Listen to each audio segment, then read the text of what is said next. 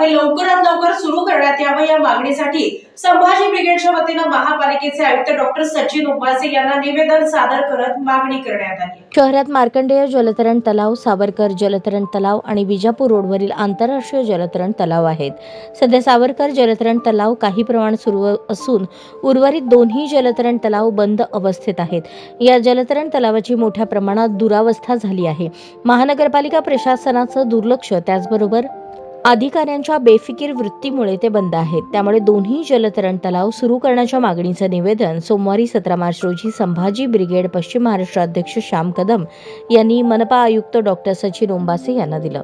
सध्या उन्हाळ्याचा कालावधी सुरू आहे, त्यात उन्हाची तीव्रता वाढतीये।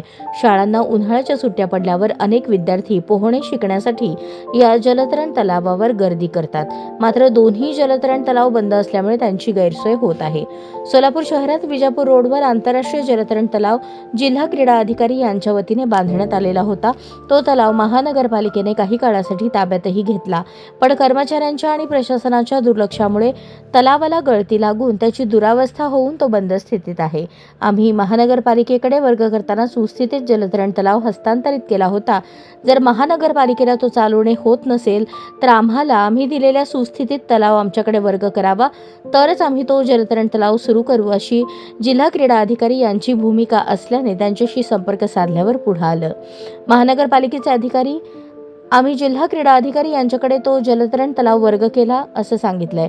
उभयंतांच्या चालढकलीत सर्वसामान्य जनतेचे मात्र नुकसान होत आहे। त्यामुळे जलतरण तलाव तात्काळ सुरू करण्यात यावा या आग्रही मागणीसाठी संभाजी ब्रिगेड स्टाईलने आंदोलन करण्यात येईल असा इशारा मनपा आयुक्त डॉक्टर सचिन ओंबासे यांना निवेदनात देण्यात आला आहे।